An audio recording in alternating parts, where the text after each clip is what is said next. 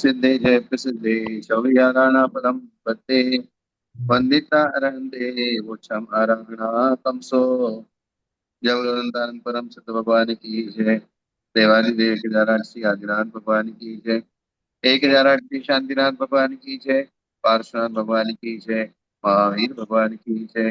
परम पूज्य आचार्य श्री कोटि महाराज की जय। आचार्य श्री कुंतु सागर जी कनकरंदी जी पद्मनंदी जी देव की जय। जिनवाणी माता की जय। श्रीमद जैन धर्म की जय। शाश्वती विराजमान वैराग्य मूर्ति आचार्य गुरु श्री वैराग्यनंद जी महाराज की जय। आचार्य संघ की जय। भगवान आपके श्री चरणों में हम सभी स्वाध्यायी बारंबार तो योग शुद्धि पूर्वक नमोस्तु करते हैं और आपसे विनती करते हैं कि हमारा रत्नत्रय उज्ज्वल हो इसमें हमें देशना दीजिए। नमोस्तु नमोस्तु नमोस्तु आचार्य। ये कौन सा अधिकार चल रहा है? ये अभी तो क्षितीय अधिकार चल रहा है भगवान स्मृति। स्मृति मने परिणामों की सिगड़ी। जी। और उसके अंतर्गत बताया जा रहा है कि पांच प्रकार की किलवी, पांच प्रकार की भावनाएं जी। जो देव दुर्गति में ले जाती है।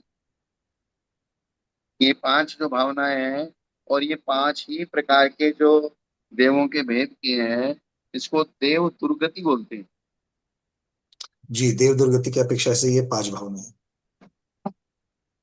अर्थात कोई ये समझे कि हम स्वर्ग में जाके सुखी हो जाएंगे, तो स्वर्ग में इंद्रों आदि के पद तो बहुत सीमित हैं, जो बड़े बड़े पद हैं। बाकी तो असंख्यातो देव जो है, ये भवनवासी, व्यंतर, ज्योतिषी, ये इनकी भरमार है। और ये सब देव दुर्गति के ज्यादातर, जैसे अभियोग्य जाति के देव है, सम्मोह जाति के देव है, नरक में लड़ाने भिड़ाने के लिए जाते हैं, असुर कुमार जाति के देव है। तो ये सब जो है बहुत विषय। निरंतर संक्लिष्ट रहते हैं। जैसे यहाँ इनका परिणाम रहता है, वैसे ही वहां भी जाके वो वही काम करते हैं। अब आगे सम्मोह भावना को कहते हैं। उम्मक देशणो मग्ग दूषणो मग्ग विपणी विपणीये मोहिनी मोहिंतो सम्मोहम भावनम गुणई। जो मिथ्यात्व या असंयम का उपदेश देता है, इसका उपदेश देता है। मिथ्यात्व या असंयम का। हाँ, ये बहुत गंभीर बात। मिथ्यात्व का उपदेश देना और ऐसा उपदेश देना जो असंयम की तरफ ले जाए। मार्ग को दूषण लगाता है। बोले आगम में ऐसा थोड़ी लिखा है, शास्त्र में ऐसा थोड़ी लिखा है।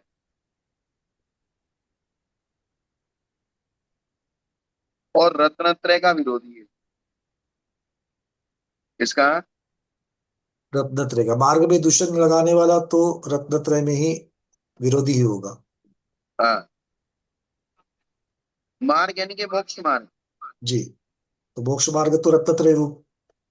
मोक्ष मार्ग रत्नत्रय रूप है। और उसका दूषण लगाएगा तो फिर वो बात नहीं बनेगी, मजा नहीं आएगा बात। और अज्ञान से मूढ़ है। ये सारी चीजें ऊपर की जो हो रही हैं वो अज्ञानता के कारण से होती जी। है। उसको ये नहीं पता सही क्या है गलत क्या है। वो सम्मोह भावना होता है। अर्थात वो अज्ञानी, यानी कि ज्ञानावरणी कर्म का भी उदय है, दर्शन मोहिनी कर्म का भी उदय है, चारित्र मोहिनी कर्म का भी उदय है। मोह और सम्मोह। मोह का मतलब तो सिर्फ मोह, भाई तो कोई दर्शन मोहिनी का उदय है कि चारित्र मोहिनी का उदय है कि जो है ये इस प्रकार से, या ज्ञानावरणी कर्म का उदय होने के कारण से। यहाँ तो तीनों ही कर्म का उदय है। असंयम का उपदेश देता है, इसका मतलब वो चारित्र मोहिनी का उपदेश बंद करता है। मार्ग को दूषण लगाता है, इसका मतलब दर्शन मोहिनी का उदय है। अज्ञान से मूढ़ है, इसका मतलब दर्शनावरणी कर्म का उदय है। तो उसका मोह जो है सामान्य मोह नहीं रह के एक सम्मोह, सम्यक मोह यानी कि विशेष मोह हो गया वो विशेष मोह शब्द लेंगे इसका। है। मतलब सम्मोह भावना मतलब यहाँ पर विशेष मोह, आप बिल्कुल घना ऐसा इस प्रकार से विशेष हाँ, प्रकार का। बहुत भारी वाला, सीधा साधा नहीं। उम्मकदेशन अर्थात मिथ्या दर्शन अथवा अविरति का उपदेश देता है। आपका को और उनके द्वारा रचित शास्त्रों को हितकारी कहता है। जो तत्वज्ञ है वे हिंसा आदि करते हुए भी पाप से लिप्त नहीं होते हैं। अर्थात जो तत्व को जानता है वो हिंसा झूठ चोरी कुछ भी करे फिर भी उसको पाप हाँ। नहीं लगता है। तत्व को ज्ञान जानने वाला, उसके पाप दोष नहीं होता है। ज्ञान सब पाप को भस्म कर देता है, ऐसा मानता है। ऐसा कहने वाला हिंसा आदि पाप का भय दूर करके जीवों की हिंसा आदि निशंक प्रवृत्ति से करता है, क्योंकि उसने विचार क्या कर लिया जो कि तत्वज्ञ बोले है, जब ज्ञान तक होना चाहिए। ज्ञान है तो वो हिंसा आदि कुछ भी कर सकता है, तो उसको दोष नहीं लगेगा। क्योंकि ज्ञान को ही जिन्होंने मोक्ष का मार्ग माना है, ज्ञान का एकांत किया है, तो चारित्र की विवक्षा उनके पास नहीं है। सम्यक और मिथ्या की विवक्षा नहीं है, वो तो कहते हैं ज्ञान से मोक्ष होता है। इसलिए जो ज्ञानी है उसके पाप सब खत्म हो जाएंगे। वह उन्मार्ग का उपदेशक है। यज्ञ में किया गया प्राणीवध पाप का कारण नहीं है, ऐसा कहता है। क्योंकि वेद में कहा है जैसे दान पाप का कारण नहीं है, बोले जैसे दान पाप का कारण नहीं है, ऐसे वेदों में हिंसा करना जो लिखा है वो भी पाप का कारण नहीं है। प्रारंभ में यज्ञ यज्ञ के लिए ही पशुओं की रचना की गई, जो यज्ञ करते हैं कराते हैं, और ये और पशु ये सब मरकर मंत्र के माध्यम से स्वर्ग में जाते हैं। क्या तो ये करने वाले कराने वाले और पशु सब स्वर्ग में जाएंगे। इस प्रकार का उपदेश देने वाले टेररिस्ट भी दिखते ही दिखते हैं। जैसे कसाब के उदाहरण में उनकी धारणा तो यही बनी थी कि अगर हमको यहाँ ये इतने लोगों को मारेंगे, ये काफिर है, इनको मारेंगे तो हमें जन्नत नसीब होगी, वहां पर क्या क्या पता नहीं क्या क्या सुख मिलेंगे। बस इस प्रकार। उन्होंने अपने हिसाब से जन्नत मान ली।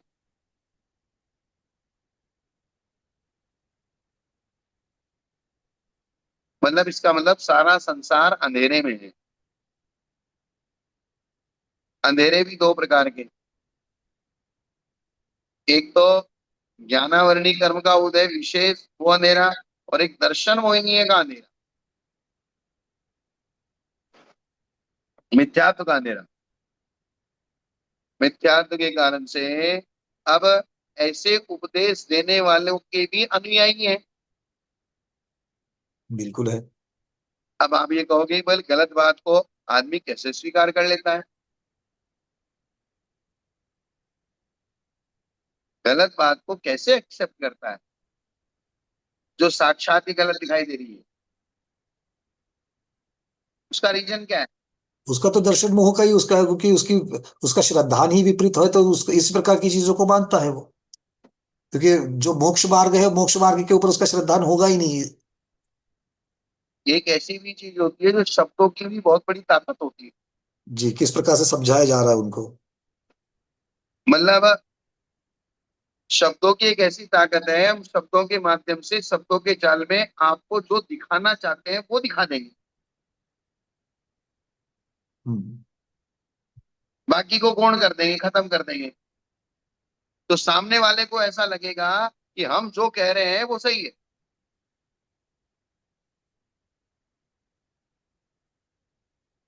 ऐसा उसके सामने शब्दों का जाल फैलाएंगे। और ये दुनिया जो चल रही है ना, इस शब्दों के जाल में ही फंस रही है। ये तो सब जगह चल रहा है भगवान। इसको बहुत गंभीरता से सोचो। जी, ये सब जगह चल रहा है। थोड़ा सा पहले किसी के ऊपर उपकार कर देना, थोड़ा सा वो आपकी तरफ उसका झुकाव हो जाए, फिर आप जो कहो वो सही। दिन को दिन कहो, दिन को रात कहो, रात को दिन कहो, रात को रात कहो, सब बढ़िया। सारी दुनिया में आज सबसे ज्यादा मोटिवेशनल स्पीकर ज्यादा हो रहे हैं। उनको क्या आध्यात्मिक गुरु भी कहा जा रहा है। आध्यात्मिक गुरु कहा जा रहा है। क्योंकि वो आपकी आत्मा में शांति पैदा करते हैं। उनको तत्व का ज्ञान नहीं है, सिर्फ व्यवहार के दो चार इधर उधर के उदाहरण लेके आपको समझा देते हैं। वो आपकी नब्ज पकड़े हुए हैं कि आप किस चीज से परेशान है, किस चीज से परेशान है। वो आपकी दुखती हुई रग के ऊपर हाथ रखते हैं, तो आपको लगता है यार इन्होंने तो मेरे मन की बात जान ली। और सामने वाले की इस प्रकार की बात जानना कोई बहुत बड़ी बात नहीं है। चेहरे से भी दो चार बातें उससे करो, सब पता चल जाता है समझदार को कि ये किस कितने पानी में है।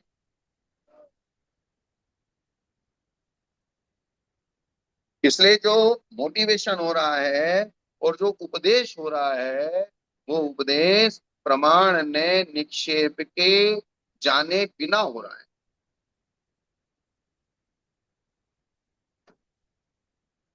सम्यक उपदेश नहीं हो रहा है। और इसीलिए देवागम स्तोत्र में, आप्त मीमांसा में आचार्य समंतभद्र ने यही कहा है कि जब ये जैन धर्म इतना उत्कृष्ट है, विशाल है, फिर इसकी प्रभावना क्यों नहीं हो रही है। तो उन्होंने क्या कहा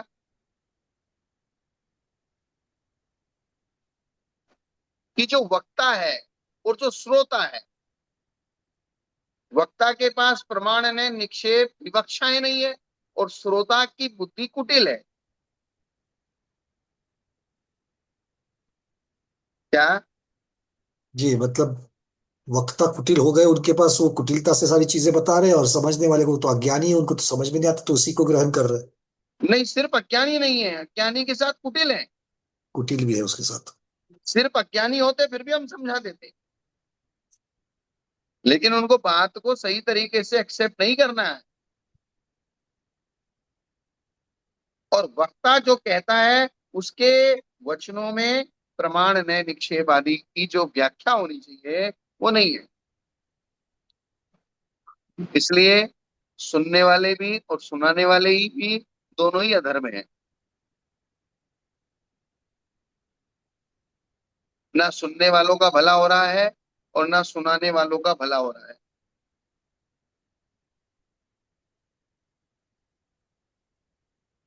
ये बहुत गहरी और गंभीर बातें हैं, और इनको जाने बिना सम्यक दर्शन की उत्पत्ति नहीं होगी।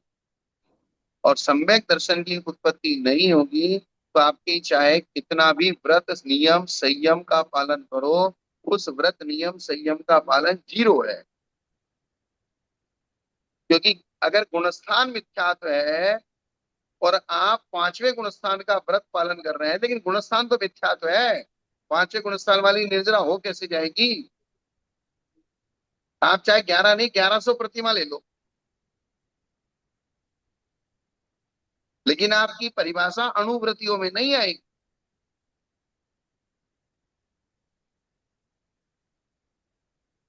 वह भी अनुमान का उपदेष्टा है।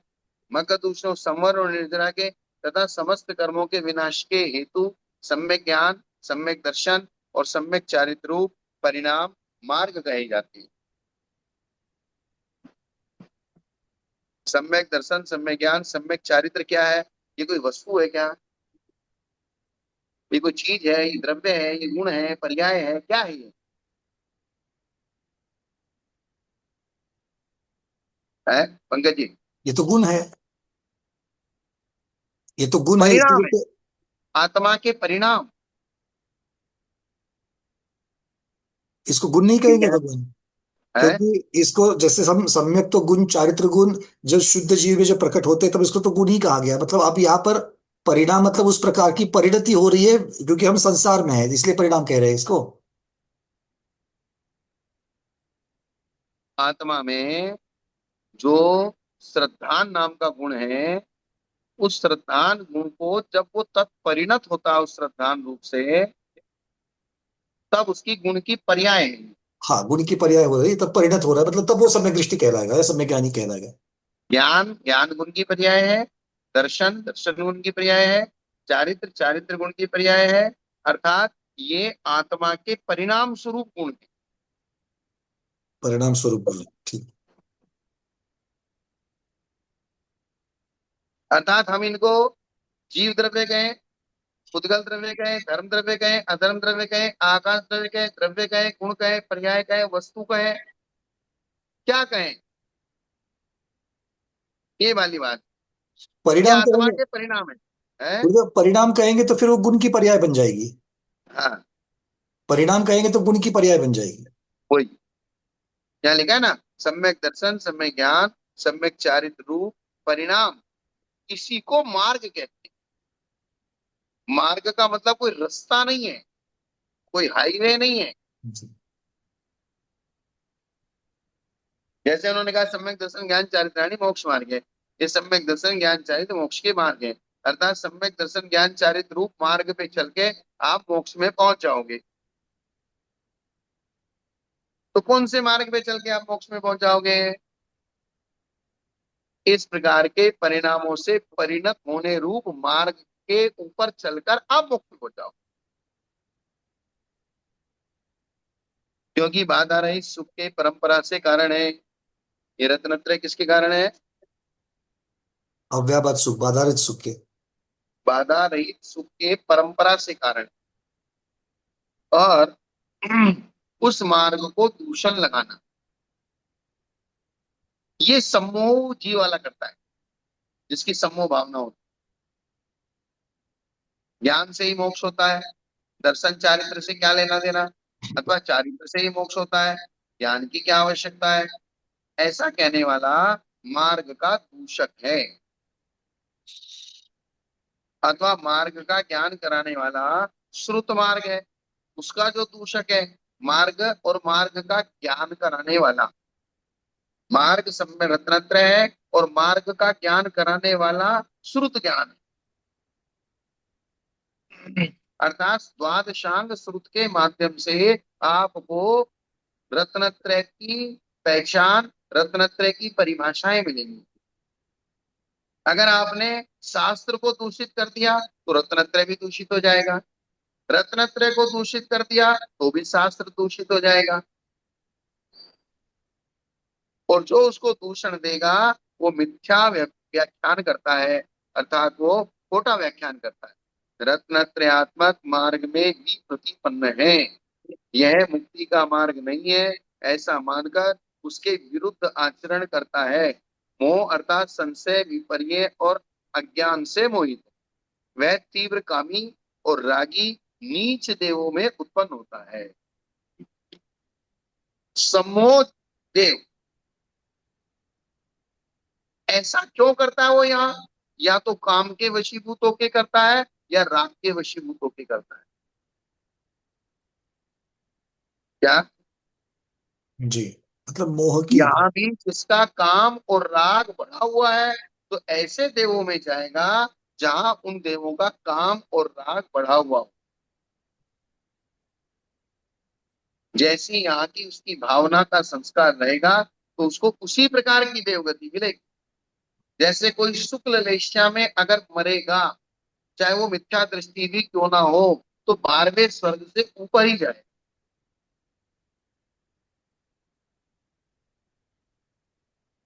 क्योंकि शुक्ल लेष्या कहाँ है?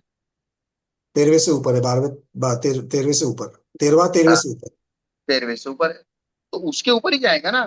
चाहे वो जी। मिथ्या दृष्टि है, चाहे वो सम्यक दृष्टि है, चाहे वो व्रती है और चाहे वो व्रती नहीं है। जी। वो शुक्ल लेष्या का परिणाम उसको 12वें 13वें स्वर्ग से ऊपर ही लेके जाएगा। और किसी ने नरकायु बांध ली है और कृष्ण लेष्या के साथ मरेगा, तो जिस नरक में कृष्ण लेष्या होगी उसी नरक में जाएगा। कल एक शब्द आया था कि अंतिम समय रत्नत्रय की विराधना संसार को बहुत लंबा करती है। जी। अर्थात जो मरण के समय रत्नत्रय, जिंदगी भर रत्नत्रय का पालन किया, लेकिन मरण के समय अगर उसने रत्नत्रय की विराधना कर दी तो वो रत्नत्रय की विराधना उसके लिए बहुत लंबा संसार बना देगी। इसलिए मरने से पहले अगर आपकी रत्नत्रय की आराधना या विराधना होती है, उसका उपाय किया जा सकता है। उसका क्या किया जा सकता है? ये उपाय स्थितिकरण किया जा सकता है उसका।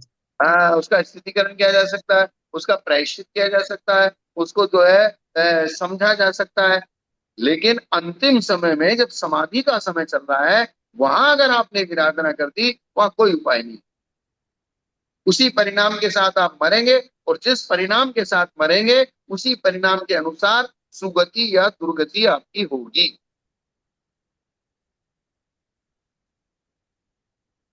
इसलिए आज प्रत्येक इंसान को 60 साल के बाद तो नियम से उसको सावधान हो जाना चाहिए, क्योंकि कभी भी आयु का बंद हो सकता है।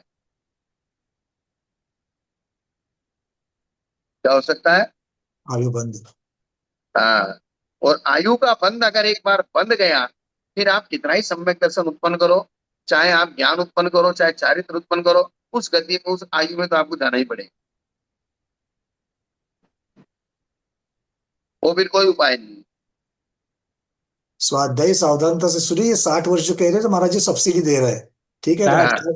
2 तिहाई का गणित लगा देना, 60 वर्ष तो अगर होना है तो इसका मतलब क्या हो गया, 90 की आयु लेकर के आए हो तो 60 में वो पहला अपकर्ष काल मिलेगा, ठीक है ना। हमको कौन सा वाला लेकर के आए उस हिसाब से समझ लेना। भगवान आप आगे मुझ, बढ़ाइए। मुझ, मुझे तो ऐसा लगता है कि जितने भी स्वाध्यायी बैठे हैं, सबको ये समय ऐसा है, आत्म संस्कार काल का समय है, और सबको निरंतर सावधान रहना चाहिए। बिल्कुल। बिल्कुल। और कम से कम परिवार में रहते हुए भी, जो शास्त्र में एक परिभाषा आती है ना, जल से भिन्न कमल है। छैडाला में आता है ना, सम्यक दृष्टि घर में रहता हुआ भी किस प्रकार से रहता है, जैसे जल से कमल भिन्न रहता है।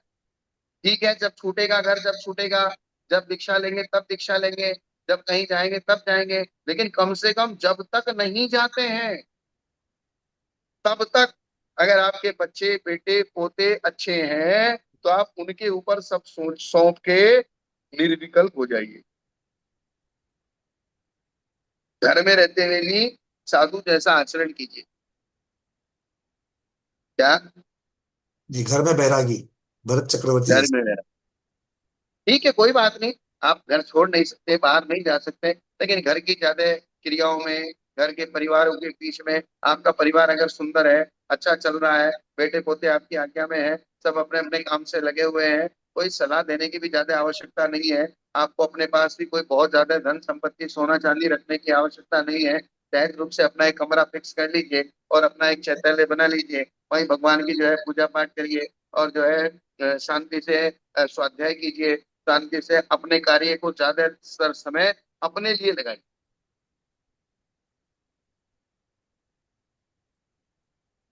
जितना ज्यादा समय अपने को देंगे, पूरा समय 60 साल तक परिवार को दे दिया, 60 साल में तो गवर्नमेंट भी रिटायरमेंट कर देती, बोले जाओ भाई अपने घर में रहो।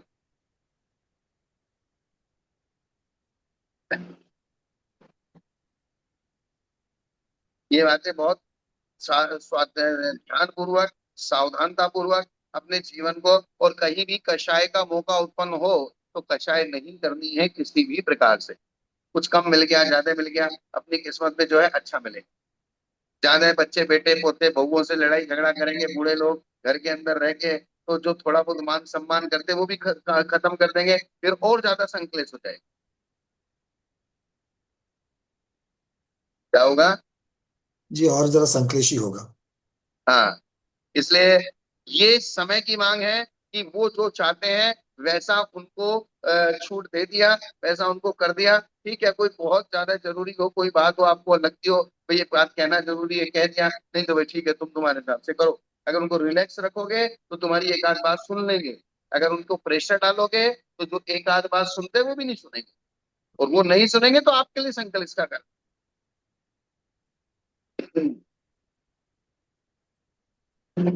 वैसे जितने भी स्वाध्यायी हैं सबके घर परिवार वाले अच्छे दिखाई दे रहे हैं, इसलिए स्वाध्याय करते 2-2 घंटा। अगर घर वाले परेशान करने वाले होते तो शायद 2 घंटा 3 घंटा बैठ के स्वाध्याय नहीं कर पाते।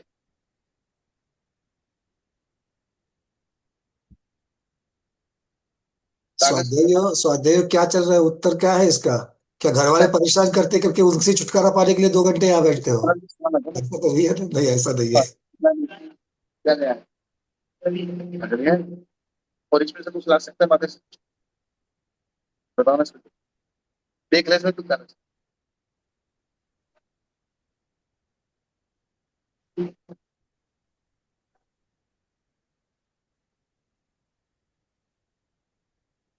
इसका 1 मिनट फोटो की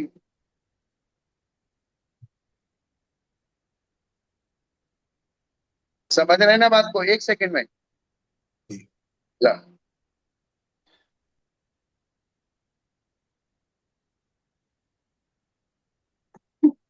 ये बात।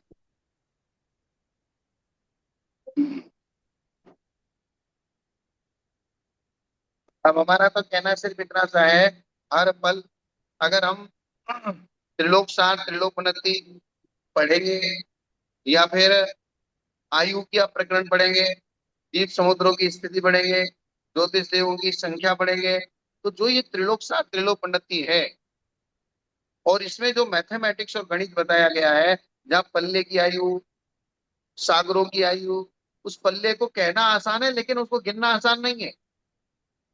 उस प्रकार को जब उसको गहराई से पढ़ेंगे, उसकी भाव भाषा जब दिमाग में आएगी, तब हमको समझ में आएगा कि हमारी ये 10-20 साल की आयु एक बाल के अग्रभाग के बराबर भी नहीं है। क्योंकि पल्ले की आयु, जो बालों की संख्या है, वो 45 अंक प्रमाण है, और उसमें भी एक बाल को 100 साल में निकालना है, वो भी व्यवहार पल्ले बनेगा। तो क्या बनेगा? जी, व्यवहार पंडित। व्यवहार पल्ले बनेगा। फिर उद्धार उद्धार पल्ले बनेगा। फिर अद्धा पल्ले बनेगा। उसको असंख्या इंटू असंख्यात इंटू असंख्यात, एक पल्ले को खत्म करना मुश्किल है। स्वर्ग में नरक में एक आध पल्ले की भी आयु मिल गई ना, तो असंख्यात वर्ष चले जाएंगे। यहाँ तो हमारी 100 साल की आयु, 100 साल में 100 के रह गए 60, अब कितने रह गए? ये मैंने बताया था ना। ये अगर रह गए कितना अगर ये पता होता तो यहाँ थोड़ी बैठे होते। नहीं तो लमसम इतनी है ना। लमसम पंचम काल की मिलेगी, उसमें से भी हम आप कितनी ये तो मिलेगी? नहीं कह सकते कि आपकी 500 साल की आयु है। नहीं, बिल्कुल नहीं। 120 की तो पंचम काल के लिए एक कुछ पता एक ही, सौ उसमें बीस से भी की नहीं भी नहीं मिलेंगे। है। 100 के अंदर ही अंदर निपटना है। और आजकल के वैज्ञानिक साइंस बताते हैं कि 60-62 का एवरेज है। मतलब कोई 80 साल जी गया, कोई 75 साल जी गया, कोई 55 साल में मर गया, कोई तो ये 62 का एवरेज निकलेगा।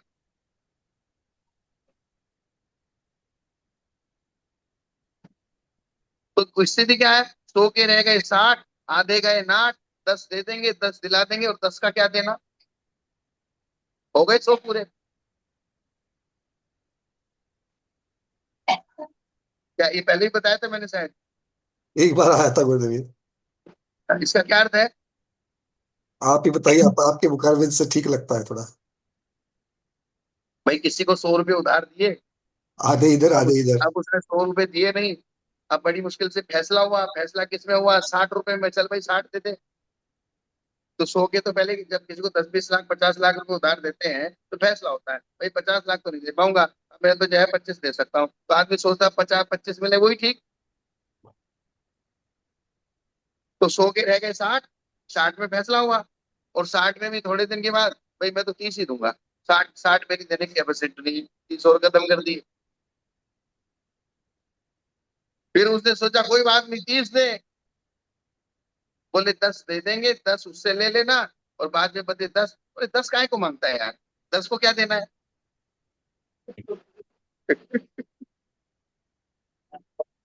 तो ऐसे ही हमारी आयु है। आधे तो सोने में चले जाएंगे, फिर चौथाई हिस्सा भोजन करना, लघु शंका जाना, सोच जाना, शरीर के कार्य करना, कपड़े पहनना, बीमारी सिमारी, ये बहुत सारी चीजें हैं, उसमें चला जाएगा। फिर बाकी बचा क्या है? 10। 10 को क्या गिनना? 10 को क्या गिनना? ऐसी स्थिति हो जाएगी। तो तीव्र कामी और रागी नीच देवों में उत्पन्न होता है। अब भय उत्पन्न करने के लिए भावनाओं का फल बताते हैं कि आपके अंदर एक भय जागृत हो। संसार से भय जब तक आपको जागृत नहीं होगा, तब तक संवेग भावना नहीं आएगी। कौन सी भावना? संवेग भावना। संवेग का मतलब क्या होता है? इसमें दो शब्द है, सम उपसर्ग है, और वेग ये गति के अर्थ में आता है। सम्यक प्रकार से दौड़ना। क्या करना? तो सम्यक प्रकार से कब दौड़ोगे? जब आपके पीछे संसार का भय लगेगा। जैसे आपके पीछे शेर लग जाता है, गाय लग जाती है, या बैल लग जाता है, या कोई जानवर आपके पीछे आपको मारने के लिए दौड़ रहा है, तो आप अपनी पूरी ताकत लगा के दौड़ोगे, बचने की कोशिश करोगे। आपके अंदर वेग किसने भरा, प्रेशर किसने डाला? वो पीछे जो शेर दौड़ रहा है। वो शेर क्या करेगा आपके अंदर? प्रेशर डालेगा। अभी आप यहाँ बैठे हो, अभी आपको ऐसा लगेगा, कोई कहे जरा दौड़ के बोला, नहीं नहीं मेरे से नहीं होगा। कोई प्रेशर नहीं है। प्रेशर तो जब आएगा जब पीछे से, हाँ, शेर लगेगा, जब आएगा प्रेशर। जब ताकत नहीं होते फिर भी दौड़ेगा। भाई कैसे बचो, नहीं तो यहाँ से वहां तक जाने में तो नहीं भाई, गाड़ी लाओ जब जाऊंगी, अभी शेर लगा दे तुम्हारे पीछे।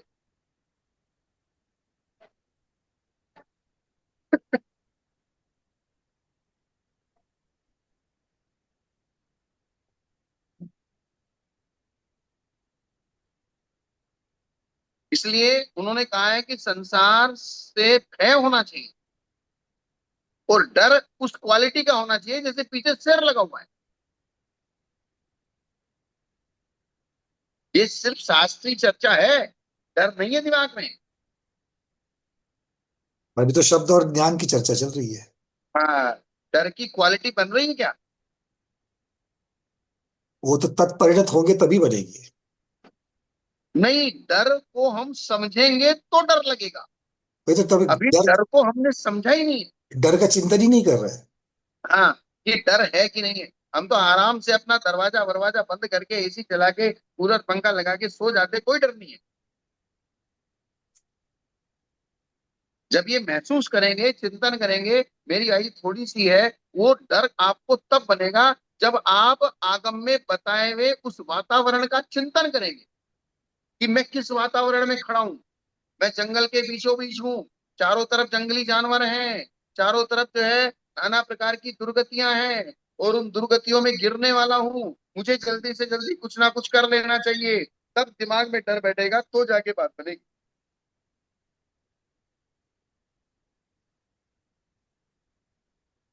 नहीं तो आराम से जी रहे। ये डर आपको श्रुत ज्ञान के अभ्यास से पैदा हो।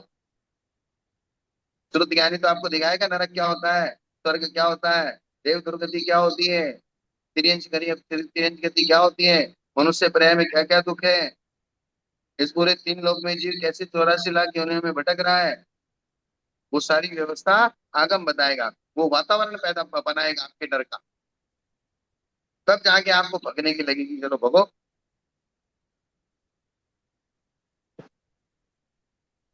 एदाहिं भावना ही है, विराधो देव दुर्गतिम लेहि, तत्तो समानो भमीहि भव सागर मनंतम। रत्नत्रय से च्युत हुआ व्यक्ति इन भावनाओं से देवों में जो दुष्ट गति पाता है, दुष्ट गति है, उसे प्राप्त करता है। उस देव दुर्गति से च्युत होकर अंतरहित संसार समुद्र में भ्रमण करता है। अर्थात कुछ रत्नत्रय का पालन किया, उसको विराधना की, विराधना करके देव दुर्गति में चला गया, और देव दुर्गति से जब हो जाएगा सीधा एक इंद्रिय में, देवों से कहा जाएगा, सीधे एक इंद्रिय। सीधा एक इंद्रिय में जाएगा, और एक इंद्रिय से फिर अंत रहित संसार समुद्र में भ्रमण करता है। इसमें संसार समुद्र पे भ्रमण। हाँ, एदाओ पंची वच्चिये इनमो छट्टिये विहरदे हीरो पंच समिलो दिगुत्तो निस्संगो सब संगेषु। इन पांचों ही भावनाओं का त्याग करके वह धीर यति छठी भावना में प्रवृत्त होता है, जो पांच समितियों का पालन करता है, तीन मुक्तियों से सुशोभित होता है, सब परिग्रहों में आसक्ति से रहित होता है, वो छठी भावना में प्रवृत्त होने के योग्य ऐसा यति होता है। पांच भावनाओं से रहित हो गया तो छठी भावना हैगी। और वो छठी भावना कौन सी है, ये बताते हैं। कौन सी? हाँ, तव भावनाए सुत सत्त भावणे गत्त भावना शिये विधि बल विभावना विये असंकलिठा विपंचविया। असंक्लिष्ट, संक्लेश रहित भावना, ये भी 5 प्रकार की हैं। अर्थात ये 5 भावनाएं तो संक्लिष्ट भावना है। 5 ये कौन सी थी? संक्लिष्ट, संक्लेशवादी। और अब असंक्लिष्ट 5 भावना, वो कौन सी? तप भावना, श्रुत भावना, सत्व भावना, एकत्व भावना और धृति बल भावना। अर्थात इन 5 खोटी भावनाओं को छोड़कर 5 इन भावनाओं को भाना, संक्लेश रहित भावनाओं को भाना। तप का अभ्यास करना तप भावना है, ज्ञान की भावना श्रुत भावना है, निर्भयता की भावना सत्व भावना है। अब एक तरफ तो कहा तो बोले भयभीत हो, अब एक तरफ कह रहे कि निर्भय रहो। क्या? कि विवक्षा से लगाना पड़ेगा। बस। भयभीत किससे होना है और निर्भय कैसे होना है। स्वामी जी यहाँ पर जो है, हाँ स्वामी, बहुत अच्छा कि आप थोड़ा देर भय बोलोगे तो मुझे संसार थोड़ा रेस्ट मिलेगा। हाँ का बोलिए स्वामी। संवेदता संवेग है ना। यहाँ पर निर्भय इस अर्थ में लेना, जब धर्म की शरण में आ चुका हूँ, निर्व्यापकाचार्य के शरण में आ चुका हूँ, रत्नत्रय को धारण कर चुका हूँ, तो फिर जो क्या है निर्भय। आपकी आवाज कट रही है स्वामी जी, शब्द कट रहे हैं, वाक्य पूरा नहीं सुनाई पड़ रहा है।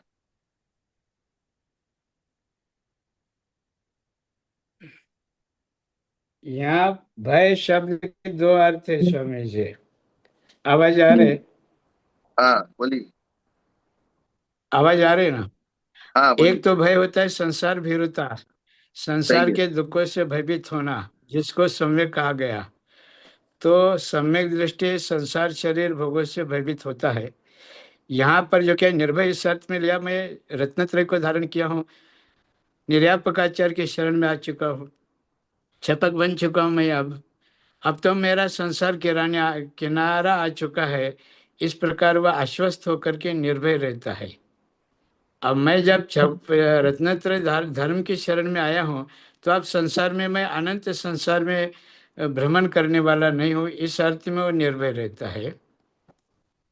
तो वहां भय 2 अर्थ में लिया है। ठीक है, मतलब वो जीव जैसे सम्यक दृष्टि को 7 भय नहीं होते, सम्यक दृष्टि को 7 सत्य भय नहीं नहीं। होते, फिर भी वो संसार से भयभीत होता है। 7 भय नहीं होते लेकिन वो संसार से भयभीत होता है। भयभीत होता है, और संसार से भयभीत होना ही उसके चारित्र को पालन कराने में सहयोग करता है। अगर वो संसार से भयभीत नहीं होगा तो चारित्र का पालन करने में प्रेशर नहीं आएगा, पुरुषार्थ नहीं जगेगा उसका। क्या नहीं जगेगा? जी, पुरुषार्थ करने के लिए तो उसको डरना जरूरी है। डरना मतलब यहाँ पर डरने की अपेक्षा मुख्यता से उसको उस चीज की भाववासना होनी चाहिए कि अगर ऐसा नहीं करूंगा तो मुझे इस दुख को भोगना पड़ेगा। जैसे मैं अब यहाँ शांति से बैठा हूँ, अभी मेरे पीछे कोई इस प्रकार से डंडा लेके लग जाए तो तुरंत मेरा पुरुषार्थ जागृत हो जाएगा ना। जी, उससे उससे छुटकारा पाने के लिए। उससे छुटकारा पाने के लिए मैं जागृत हो जाऊंगा ना, पुरुषार्थ जागृत हो जाएगा ना। जी। शक्ति तो है, लेकिन वो जागृत पुरुषार्थ करने के लिए उठ के भागने लगूंगा। ऐसे ही अगर कोई संसार से नरक आदि दुखों में दुर्गतियों में जाने से उसको भयभीत हो जाएगा तो तुरंत वो उठ के खड़ा होकर चारित्र धारण करेगा, चलो भाई नहीं मुझे नहीं जाना है दुर्गति में। व्रतों का पालन करेगा, अपने योग के निरंतर उसकी साधना करने की कोशिश करेगा। ये तो हुआ उसका भय। और उस चारित्र का पालन करते हुए भी वो निर्भय है। किस चीज से? आत्मा का कभी नाश नहीं होता है, आत्मा कभी मरती नहीं है, आत्मा के गुण जितने हैं उतने ही रहेंगे, इसमें कोई कमी ज्यादा वैसी होने वाली नहीं है, इलोप है, परलोप है, अरक्षा है, अगुप्ती है, आकस्मिक है, ये सब है उसको नहीं होती। वेदना है, रोग है, मरण है। बोले मरता ही नहीं आदमी, डरू क्यों? तो डरना इन चीजों से नहीं है, डरना तो मुझे मैं दुर्गति में जाके ना पड़ जाऊं उससे डरना है।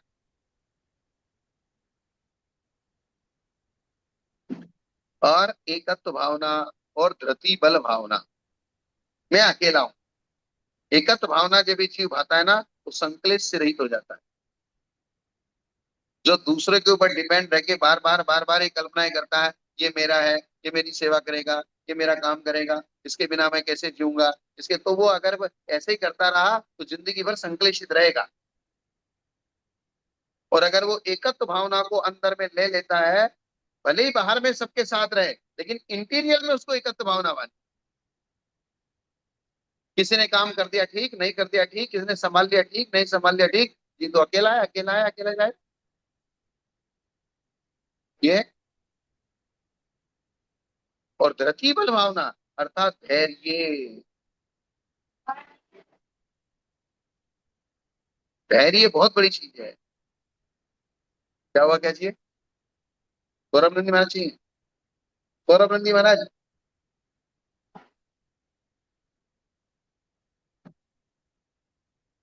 ये तो पांच भावना है, तब छठी भावना कैसे कहा? आपने तो कहा छठी भावना को बताते हैं, छठी पांच भावनाएं। छठी भावना असंक्लिष्ट है, और असंक्लिष्ट के ये पांच भेद हो जाएंगे। हाँ, असंक्लिष्ट भावनापना इन सब में समान है। इस अपेक्षा से इनमें एकत्व का आरोप करके इसको छठी भावना का, अर्थात संक्लिष्ट भावना और असंक्लिष्ट भावना। विशेष की अपेक्षा तपो भावना आदि भेद होता है। इसी से ग्रंथकार भी असंक्लिष्टा भी पंचविया लिखकर एकता को बतलाते हैं। अब तप भावना समाधि का उपाय कैसे है ये बताते हैं। आपने बोला तप भावना करो, तो बोले तप से समाधि कैसे होगी? तप भावना से समाधि कैसे हो? समाधि कैसे होगी? तप भावनाएं पंचेन्द्रियाणी दंताणी तत्सव समन्ति इंद्रिय जोगाय यो समाधि करना निशो गुणी। द्रव्य और भाव रूप तप की भावना से, तप के दो भेद कर दिए, द्रव्य तप और भाव तब। भाव तप। तो पांचों इंद्रियां दमित हो जाती है, उनकी जान निकल जाती है। दमित का मतलब थक जाती है। उनकी जान निकालना है। इंद्रियों का दमन, कषायों का शमन, चारित्र का पालन, व्रतों का धारण। क्या? संयम की परिभाषा जब करी है घुमटसार जीवकांड में, ये इसी प्रकार से है। व्रतों का हाँ, धारण, समितियों का पालन, कषायों का जय, इंद्रियों का जय, कषायों का निग्रह, गुप्ति आदि सबकी चर्चा है वहां। इंद्रियों का दम मतलब सबसे पहला क्या? व्रतों का धारण, कषायों का शमन, अर्थात उसको शांत करो। जैसे आग लग जाती है तो उसको आग को ठंडा किया जाता है, शमन किया जाता है, पानी डाला जाता है। व्रतों को धारण किया जाता है, इंद्रियों का दमन किया जाता है, अर्थात उसको टाइट किया जाता है इंद्रियों को। बोले नहीं, आप ऐसा नहीं कर सकते, थोड़ा सा कठोरता से पेश आना पड़ता है इंद्रियों के साथ। क्या? आग लगती है तो पानी डाला जाता है, और इंद्रियां जब उखड़ती हैं तो उनको थोड़ा सा गुस्से में टाइट कठोरनेस करना पड़ता है। सीधा पुचकारने से काम नहीं चलता वहां। वहां क्या है? नहीं तो कुत्ते की पूंछ 12 साल में भी सीधी होने वाली नहीं है, है? बिल्कुल। हाँ, वो कुत्ते की पूंछ है।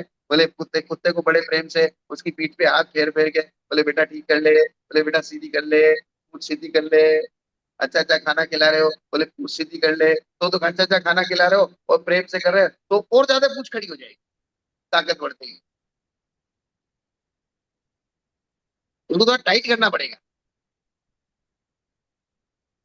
क्या करना पड़ेगा? अर्थात उसको खाना भी देना है और ज्यादा भी नहीं देना है, मर भी नहीं जाए ऐसा भी नहीं करना है, और पूंछ ज्यादा खड़ी हो जाए वैसा भी नहीं करना है। तो कुछ करने से काम नहीं चलेगा, कुछ करने से और ज्यादा बिगड़ जाएगा, चतुराई से चलेगा। तो इंद्रियों का दमन, कषायों का शमन, व्रतों का धारण, समितियों का पालन। जो इस प्रकार से तप करता है उसकी इंद्रियां शांत बैठ जाती है, चुप बैठ जाती है, तो उस तप भावना करने वाले के वश में हो जाती है। और जिसकी इंद्रियां वश में हो जाती है उसका बाकी बचा क्या है? इंद्रियों को शिक्षा देने वाला वो आचार्य रत्नत्रय का समाधान करने वाली क्रियाएं करता है, जिसने अपनी इंद्रियों को शिक्षा दे दी। आपके महाराष्ट्र में शिक्षा का मतलब क्या होता है? पनिशमेंट। पनिशमेंट। बोले इसको शिक्षा मिल गई। महाराष्ट्र में शिक्षा को पनिशमेंट बोलते हैं ना, जब पुलिस के दो डंडे पीछे पड़ते हैं ना तो अपने आप सीधा हो जाता है। तो जिसने इंद्रियों को पनिशमेंट दिया है, इंद्रियों को दंड दिया है, इंद्रियों को शिक्षा दी है, और जिसकी इंद्रियां चुपचाप बैठ गई हैं, अब वे इंद्रियां रत्नत्रय का पालन करने में बाधा नहीं डालेगी। अर्थात उन इंद्रियों को निचोड़ के डाल दो साइड में, चलो उनका दम निकाल के डालो। और अगर दम नहीं निकाला उनका, फिर खड़ी हो जाएंगी, फिर परेशान करेंगी, बाधा करेंगी। इसलिए उन्होंने कहा तप भावना से समाधि भावना होती है। इसका भाव यह है कि तप से दमित इंद्रियां साधु में काम राग उत्पन्न नहीं करती। जो भूख आदि से पीड़ित है वह स्त्री के साथ क्रीड़ा आदि करने में रुचि नहीं रखता। ये बात प्रसिद्ध है। अभी तो शरीर का ही साधन नहीं हो रहा, खुद के शरीर का ही साधन नहीं हो रहा, तो स्त्री का साधन कहां से करें? शंका। जो उपवास आदि करता है उसका आहार के देखने में, आहार की चर्चा सुनने में, उसके सेवन में अत्यंत आदर होता ही है। भाई जो उपवास करता है तो अगले दिन का तो उसको विशेष चिंता रहती है कि आहार करना है, और आहार करना है तो आहार में जो है, कल का मेरा उपवास था, जरा आहार में ऐसा ऐसा अगर कुछ मिल जाए तो मेरे को थोड़ा सा अच्छा लगेगा। तो बोले उपवास करने के वाले के तो आहार की इच्छा और ज्यादा हो जाती है। आपने कहा ना कि बोले इंद्रियों का सवाल है, इंद्रियों को अगर उनका विषय नहीं मिलेगा तो वो और ज्यादा भड़क जाएगी। ये कहने का मतलब है शंकराचार्य का। अतः कहना युक्त है कि तब भावना से इंद्रिय दमित हो जाती है। बोले उपवास करने तो आहार की इच्छा और विशेष हो जाती है। यहाँ बता रहे हैं इंद्रिय के विषय में होने वाले राग द्वेष रूप परिणाम कर्मों के आश्रव में कारण पड़ते हैं, इसलिए वे इंद्रियां अहितकारी हैं। इस परिज्ञान पूर्वक तपो भावना से किए गए अनशनादि से, जो कि विषय सुख के परित्याग रूप है, उनसे इंद्रियां दमित होती हैं। अर्थात खाली कोरे उपवास से कुछ नहीं होता है। ये द्रव्य उपवास आपने कर लिया और कल की चिंता बोले आज तो मेरा उपवास है, घर परिवार वाले भी सारे कह रहे भाई आज तेरा उपवास है, उपवास है, कल ये बनाएंगे, कल वो बनाएंगे, कल ये बनाएंगे, कल बनाएंगे, तो उसने जो उपवास किया है वो परिज्ञान पूर्वक नहीं किया है। लेकिन परिज्ञान पूर्वक होने वाली तपो भावना से जो अनशन किया जाता है वो एक तरीके से विषय सुख के त्याग रूप है, तो उसके भोजन में आहार में लालसा नहीं होती। जिसने ये परिज्ञान आगम से नहीं जाना है उसको थोड़ा सा भी अगर वो एक टाइम का भोजन कम करेगा या एक उपवास करेगा तो अगले दिन उसके और ज्यादा खाने की भावना दौड़ेगी। यहाँ उसकी बात नहीं चल रही है, यहाँ उनकी बात चल रही है जिन्होंने सोच समझ के उपवास किया है। क्या? जी। क्योंकि बाह्य बाह्य तप जो है, बाह्य तप अभ्यंतर तप की पुष्टि के लिए करना चाहिए, तभी बाह्य तप। बोले बार बार सेवन किया गया विषय सुख राग को उत्पन्न करता है, किंतु भावनाओं से दमित हुआ फिर वो राग को उत्पन्न नहीं करता है। जो तप भावना से रहित है उसका दोष दृष्टांत पूर्वक देते हैं। अर्थात जो तप साधु बन के भी तप की भावना नहीं करता, थोड़ा भी त्याग भावना नहीं करता है, उसके लिए क्या होता है? जो कमकारी जंतो अश्व सुवलालियो चिरम कालम रणभूमि वाहिज्यमाणो जहन कच्चेरो। जो इंद्रिय सुख के स्वाद में आसक्त है, भूख आदि की तुझसे परीक्षों से हार कर रत्नत्रय से विमुख हुआ है। अर्थात रत्नत्रय तो पालन करना चाहता है, लेकिन परीक्षा इतनी भयंकर आ रही है कि अब उसका रत्नत्रय में भी मन नहीं लगता है। सारे साधु इंद्रिय के सुख के कारण ही रत्नत्रय को छोड़ते हैं, ऐसा भी नहीं है। अर्थात उनसे सहन नहीं होता, परिचय सहन नहीं होते हैं इसलिए भी रत्नत्रय को छोड़ देते हैं। क्या सिर्फ इंद्रिय सुख के कारण से ही रत्नत्रय को नहीं छोड़ा जाता, परिचय सहन नहीं तो इसलिए भी रत्नत्रय को छोड़ देते हैं। रोग आदि इस प्रकार से हो जाते हैं, उसके कारण से भी रत्नत्रय छोड़ देते हैं। जिसने परिकर्म आराधना के योग्य तप नहीं किया है, अर्थात जिसने ढंग से आराधना नहीं की, तो उस आराधना देवी उस पर प्रसन्न नहीं होती। क्या जैसे रावण ने विद्या की आराधना की तो विद्या आके खड़ी हो गई। तो सम्यक दर्शन ज्ञान चारित्र और तप, ये चार आराधना है, इनकी ढंग से आराधना करोगे ये तुमको मोक्ष में जाएंगी। और ढंग से आराधना नहीं करोगे कमी रह जाएगी। अगर रावण के सामने मंदोदरी को घसीट के लाया गया, वो डिस्टर्ब हो जाता, क्रोध में आ जाता, तो खत्म हो गया था काम। जब रावण बहुरूपणी विद्या सिद्ध कर रहा था, तब आराधना के समय उसने पूरे नगर में घोषणा कराई थी, कोई कुछ भी हो जाए लेकिन कोई भी इंसान क्रोध नहीं करेगा, क्लेश नहीं करेगा, लड़ाई झगड़ा नहीं करेगा जब तक रावण की साधना पूरी नहीं हो जाती, चाहे कोई लंका में पूरी लंका में आग लगा दे। ये बात अर्थात जिस समय आराधना का समय होता है, आराधना के समय में इंद्रिय विषय और कषाय ये उस समय नहीं चाहिए, आगे पीछे तुम कुछ भी करो। लेकिन एक बार जब काम करना है तो कार्य के तरीके से ही सिद्ध होगा। और एक बार तुमने रत्नत्रय की आराधना कर ली, केवल ज्ञान प्राप्त कर लिया, फिर काहे के इंद्रिय सुख और काहे के विषय हो, खत्म होगी कहानी। क्या पंकज जी?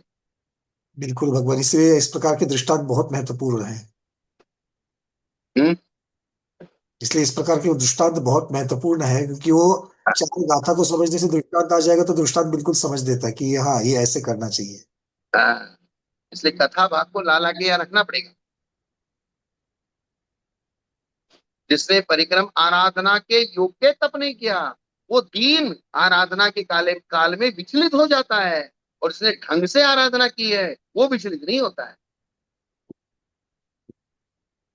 तो देवी को जरा प्रसन्न करो, आराधना देवी, तो ढंग से प्रसन्न करोगे तो आपका कार्य की सिद्धि करेंगे।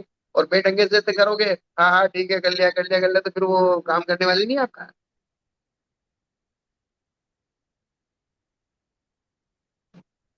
इसमें दृष्टांत देते हैं, उपम कार्य जोगो समाधि कामोता मरण काले न भवदी परिसेव सो विशेष मुच्छदो जीवो। ये तो 193 दिन 192 पढ़नी ना। ये एक जो सौ गम कार्य चंदो अश्व सोलाइयो चिरम कालम रणभूमि वाहिज्यमानो जय ये कच्चे रो, ये पढ़ ली थी मैंने। अर्थ दूसरा पढ़ा। जैसे जिस घोड़े को शब्द के संकेत पर चलने, भ्रमण करने, लंघन आदि की शिक्षा नहीं दी गई है और चिरकाल तक सुखपूर्वक सिर्फ लालन पालन किया है, वो घोड़ा युद्ध भूमि में तुम्हें खड्डे में पटक के जाएगा। वो घोड़ा क्या करने वाला है? वो खड्डे में डालेगा, अपना कार्य नहीं करेगा। हाँ, अपना कार्य नहीं करेगा। तो तुमने उसका इतना पालन पोषण कर दिया है, इसको खिला पिला के इतना मोटा ताजा कर दिया, अब उसको उठा बैठा ही नहीं जाता तो काम क्या करेगा? खिलाने पिलाने के लिए बनाई नहीं है, लेकिन टाइम पे काम करना भी चाहिए। तो जो वो घोड़ा परफेक्ट होता है। उसको संकेत से चलना, संकेत से रुकना, संकेत से भ्रमण करना, संकेत से उल्लंघन करना, अर्थात छलांग लगाना। महाराणा प्रताप का घोड़ा देखा, कितनी कितनी लंबी छलांग लगा के एक बार तो महाराणा प्रताप की जिंदगी बचा दी कि नहीं बचा दी। जी। ऐसा थोड़ी कि उसका लालन पालन नहीं किया जाता था, उसको खाना नहीं खिलाया जाता था। ऐसे थोड़ी कि तपस्वी शरीर को खाना नहीं देते, देते हैं, लेकिन साथ साथ में उसको टाइट भी रखते हैं, लगाम भी खींच के रखते हैं। नहीं तो सिर्फ जैसे आजकल क्या हो गया, माँ बाप एक ही बच्चा है तो सारी इच्छाएं उसी में देखते हैं वो, तो इसलिए उसी का लालन पालन चलता है, उसको कष्ट नहीं हो जाए। तो कष्ट नहीं हो जाए तो बाद में सिर्फ बिगड़ बिगड़ जाता है, फिर माँ बाप जिंदगी भर बुढ़ापे में रो बैठ के। उसको अच्छा खाना भी खिलाओ, अच्छा पहनने के लिए भी दो, लेकिन अच्छा टाइम पे थोड़ा टाइट भी करो। ऐसे ही जिसने तपस्या को व्यवस्थित और सम्यक और आगम्य कहे गए रीति के अनुसार उस आराधना को किया है, फिर वो आराधना उसको पार लगाती है। जैसे वो घोड़ा पार लगाता है, इस घोड़े को टाइम पे व्यवस्थित शिक्षा दी गई।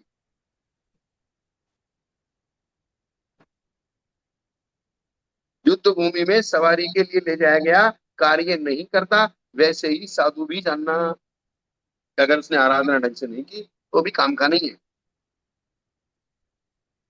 ठीक है ना। जी भगवान, इतना ही रखते हैं।